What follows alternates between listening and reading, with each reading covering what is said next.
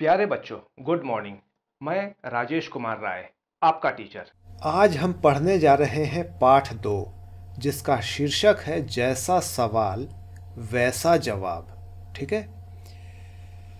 और ये जो पाठ है ये बादशाह अकबर और उनके मंत्री बिरबल के ऊपर है। ठीक है। हमने शुरू से ही अकबर और बिरबल के कई किस्से सुने हुए हैं, तो उन्हीं किस्सों में से एक किस्सा ये है।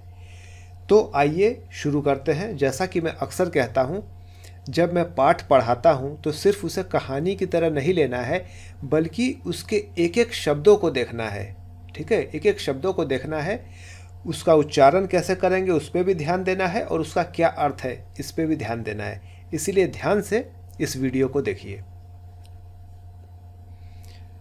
बादशाह अकबर अपने मंत्री बिरबल को बहुत पसंद करता था।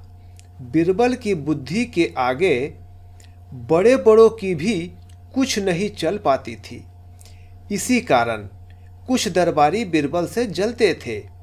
वे बिरबल को मुसीबत में फंसाने के तरीके सोचते रहते थे। ठीक है। तो यहाँ कहने की क्या कोशिश की जा रही है कि बादशाह अकबर के दरबार में एक बिरबल थे जो कि उनके मंत्री थे, और बादशाह अकबर उन्हें बहुत पसंद करते थे क्योंकि बिरबल बहुत बुद्धिमान थे और उनकी बुद्धिमानी के आगे किसी की भी नहीं चल पाती थी, कोई नहीं टिक पाते थे। और इसी कारण जितने भी दरबारी थे वे बिरबल से जलते थे। अब यहाँ एक शब्द आया है दरबारी। दरबारी का मतलब क्या होता है? दरबारी का मतलब होता है जो राजा के दरबार में उसके कर्मचारी होते हैं वो सब दरबारी कहलाते हैं। ठीक है। तो सभी उससे जलते थे, और यही कारण था कि वे बिरबल को हमेशा फंसाने के चक्कर में रहते थे कि किसी तरीके से फंसा दे ताकि बादशाह अकबर इसे यहाँ से निकाल दे। ठीक है। आगे पढ़ते हैं। अकबर के एक खास दरबारी ख्वाजा सरा को अपनी विद्या और बुद्धि पर बहुत अभिमान था। बिरबल को तो वे अपने सामने नीरा बालक और मूर्ख समझते थे, लेकिन अपने ही मानने से तो कुछ होता नहीं। दरबार में बिरबल की ही तूती बोलती और ख्वाजा सरा की बात ऐसी लगती थी जैसे नक्कार खाने में तूती की आवाज़। ख्वाजा सरा की चलती तो वे बिरबल को हिंदुस्तान से निकलवा देते, लेकिन निकलवाते कैसे? तो यहाँ ये कहा जा रहा है कि अकबर के दरबार में खास दरबारी थे जिनका नाम था ख्वाजा सरा। क्या नाम था? ख्वाजा सरा। ठीक है। तो उन्हें अपनी बुद्धि और विद्या पर बहुत घमंड था, और वो बिरबल को एकदम मूर्ख बेवकूफ़ समझते थे। ठीक है। लेकिन उनके अकेले से मानने से कुछ नहीं होता। कोई यदि इंसान ये समझ ले कि वो बहुत होशियार है तो बेवकूफ़ है, क्योंकि जब तक सामने वाला आपको होशियार नहीं मानता आप होशियार कैसे हो सकते हैं? लेकिन ये चीज़ ख्वाजा सरा को समझ ही नहीं आती थी। तो जब भी दरबार में बिरबल कुछ कहते तो लोग उनकी वाहवाही करते। यहाँ जो शब्द कहा गया है इसका अर्थ क्या है? तूती बोलती। दरबार में बिरबल की ही तूती बोलती, मतलब वो कुछ भी बोलते तो उनकी सभी वाहवाही करते थे। ठीक है। और ख्वाजा सरा की बात ऐसी लगती थी जैसे नक्कार खाने में तूती की आवाज़। इसका अर्थ कैसे हो गया? इसका अर्थ ये हुआ जैसे उनकी बातों से बेवकूफ़ी झलकती थी। ठीक है। आगे पढ़ते हैं।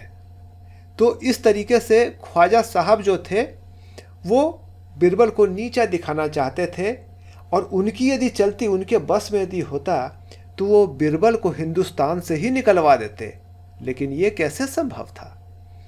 अब आइए आगे।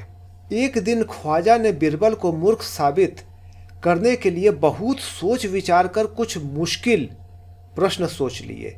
उन्हें विश्वास था कि बादशाह के उन प्रश्नों को सुनकर बिरबल के छक्के छूट जाएंगे और वह लाख कोशिश करके भी संतोषजनक उत्तर नहीं दे पाएगा। फिर बादशाह मान लेगा कि ख्वाजा सरा के आगे बिरबल कुछ नहीं है। ठीक है। तो यहाँ क्या कहने की कोशिश की जा रही है? यहाँ ये कहा जा रहा है कि एक दिन ख्वाजा ने निश्चय किया कि बिरबल को वो मूर्ख साबित करेगा। ठीक है। और इस कारण ख्वाजा सरा ने सोच विचार कर कुछ मुश्किल यानी कि कठिन प्रश्न सोच लिए और उन्हें विश्वास था कि बादशाह के सामने जब वो प्रश्न बीरबल से पूछेंगे तो बीरबल के हवा उड़ जाएंगे। ठीक है, उन्हें विश्वास था कि जब वो बादशाह के सामने वो प्रश्न बीरबल से पूछेंगे तो बीरबल के छक्के छूट जाएंगे। छक्के छूट जाना मतलब बीरबल घबरा जाएगा और वो लाख कोशिश करके भी संतोषजनक उत्तर नहीं दे पाएगा। संतोषजनक, इसका क्या अर्थ है? संतोषजनक का मतलब होता है कि वो चीज़ जिससे कि आपको संतुष्टि मिल जाए। जैसे मान लो कि मैंने आपको पढ़ाया, आपको समझ में आ गया, तो आप कह सकते हैं कि हाँ, सर ने जो पढ़ाया वो संतोषजनक है, मतलब आप संतुष्ट हो गए। तो यहाँ पे ख्वाजा सरा का विश्वास था कि उनके प्रश्न को सुनकर बीरबल के छक्के छूट जाएंगे, मतलब वो घबरा जाएगा और उसका उत्तर नहीं दे पाएगा। फिर बादशाह मान लेगा कि ख्वाजा सरा के आगे बीरबल कुछ नहीं है। ख्वाजा साहब अचकन पगड़ी पहनकर दाढ़ी सहलाते हुए अकबर के पास पहुँचे और सिर झुकाकर बोले, बीरबल बड़ा बुद्धिमान बनता है, आप भी उसकी लंबी चौड़ी बातों के धोखे में आ जाते हैं। मैं चाहता हूं कि आप मेरे 3 सवालों के जवाब पूछकर उसके दिमाग की गहराई नाप ले। उस नकली अक्ल बहादुर की कलई खुल जाएगी। ख्वाजा के अनुरोध करने पर अकबर ने बीरबल को बुलाया और उनसे कहा, बीरबल, परम ज्ञानी ख्वाजा साहब तुमसे 3 प्रश्न पूछना चाहते हैं, क्या तुम उनके उत्तर दे सकोगे? बीरबल बोला, जहां पनाह जरूर दूंगा, खुशी से पूछे।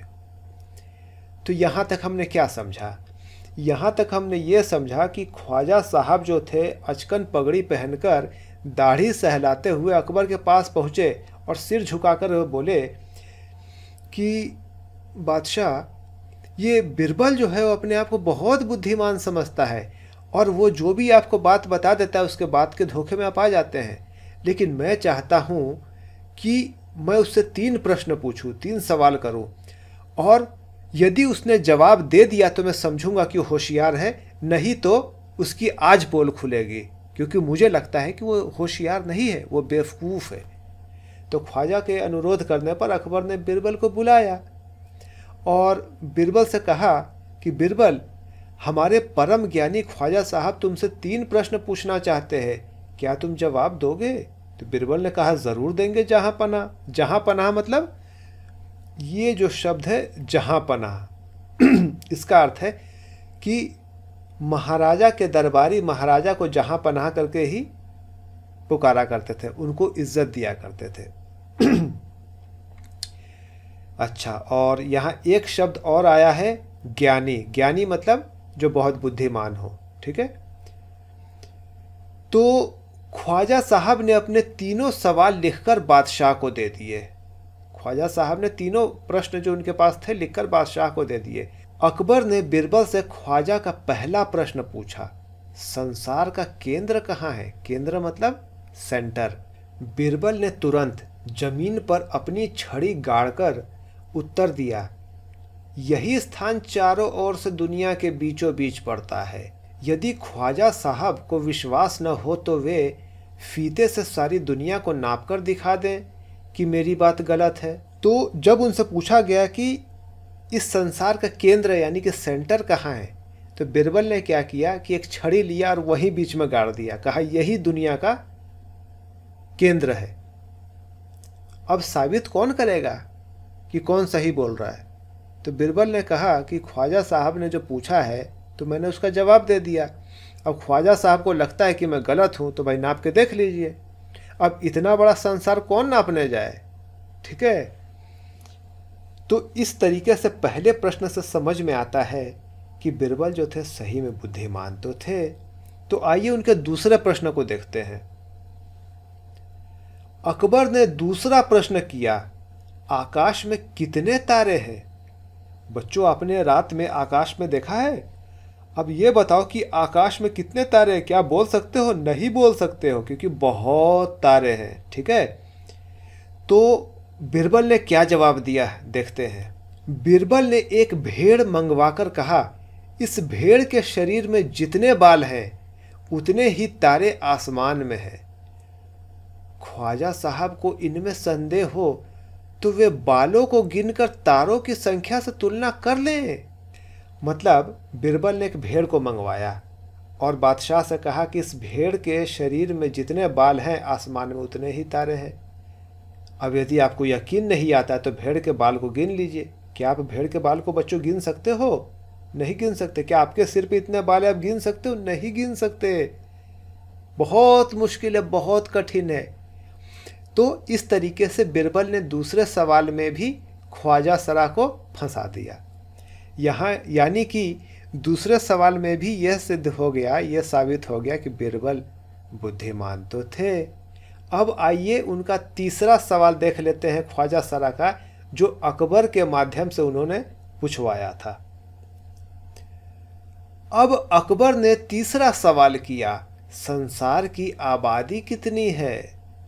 बीरबल ने कहा, जहांपना संसार की आबादी पल पल पर घटती बढ़ती रहती है, क्योंकि हर पल लोगों का मरना जीना लगा ही रहता है।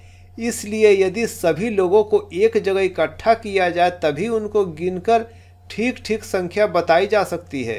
तो बीरबल ने क्या कहा कि जहांपना इस संसार की जो आबादी है हर पल कभी घटती है तो कभी बढ़ती है, क्योंकि लोग पैदा भी हो रहे हैं, मर भी रहे हैं।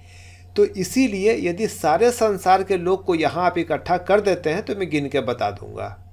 ठीक है। तो इस तरीके से तीसरे सवाल का भी उन्होंने बहुत बुद्धिमानी से जवाब दिया, क्योंकि सारे संसार के लोगों को क्या एक जगह में इकट्ठा कर सकते हैं? नहीं कर सकते, संभव ही नहीं है। अब यहाँ आते हैं, बादशाह तो बीरबल के उत्तरों से संतुष्ट हो गया। संतुष्ट होना मतलब सेटिस्फाई, अंग्रेजी भाषा में इसे कहते हैं सेटिस्फाई होना। जैसे मान लो कि आपको कोई चीज़ खाने की इच्छा है, ठीक है, और आपको यदि मिल जाता है और वो आपके पसंद के हिसाब से है तो आप बोलते हो मैं तो संतुष्ट हो गया। तो यहाँ क्या है, बादशाह जो थे वो बीरबल के उत्तरों से संतुष्ट हो गए। लेकिन ख्वाजा साहब नाक भौं सिकोड़ कर बोले, ऐसे गोल मोल जवाबों से काम नहीं चलेगा जनाब। बीरबल बोले, ऐसे सवालों के ऐसे ही जवाब होते हैं, पहले मेरे जवाबों को गलत साबित कीजिए तब आगे बढ़िए। ठीक है। तो ख्वाजा साहब से फिर कुछ बोलते नहीं बना। तीनों सवालों का जवाब बीरबल ने दे दिया तो बादशाह संतुष्ट हो गए। लेकिन ख्वाजा साहब क्या बोले, यहाँ एक शब्द इस्तेमाल हुआ, नाक भौं सिकोड़ कर। नाक भौं सिकोड़ना इसका मतलब कई तरह से हम इस्तेमाल कर सकते हैं। नाक भौं सिकोड़ना मतलब मुंह बनाना। कई बार मुंह बनाते हैं ना हम किसी काम को लेके, यदि हम नहीं करना चाहते हैं या फिर कई तरह की बातें होती है तो मुंह बनाना शुरू कर देते हैं, तो उसी को कहते हैं नाक भौं सिकोड़ना। तो ख्वाजा साहब ने नाक भौं सिकोड़ कर कहा कि इस तरह के गोल मोल जवाबों से काम नहीं चलेगा। गोल मोल जवाब का मतलब क्या होता है? गोल मोल जवाब मतलब यहाँ वहाँ से बात को मिलाने की कोशिश करना। ठीक है, उसे कहते हैं गोल मोल जवाब। जैसे सीधा जवाब यदि किसी को पता नहीं है तो यहाँ वहाँ से घुमा करके जवाब देता है, उसे गोल मोल जवाब कहते हैं। तो ख्वाजा साहब ने कहा कि गोल मोल जवाब से काम नहीं चलेगा बीरबल, सही जवाब दो। तो बीरबल ने क्या कहा, ऐसे सवालों के ऐसे ही जवाब आते हैं, पहले मेरे जवाबों को गलत साबित कीजिए तब आगे बढ़िए।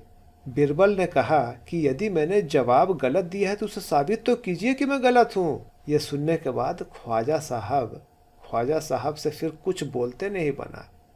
ख्वाजा साहब के पास तो कोई जवाब ही नहीं था। तो ये पूरे पाठ को पढ़ने के बाद ये साबित होता है कि बीरबल जो थे वाकई में बहुत बुद्धिमान थे। तो आज के लिए बच्चों इतना ही। धन्यवाद।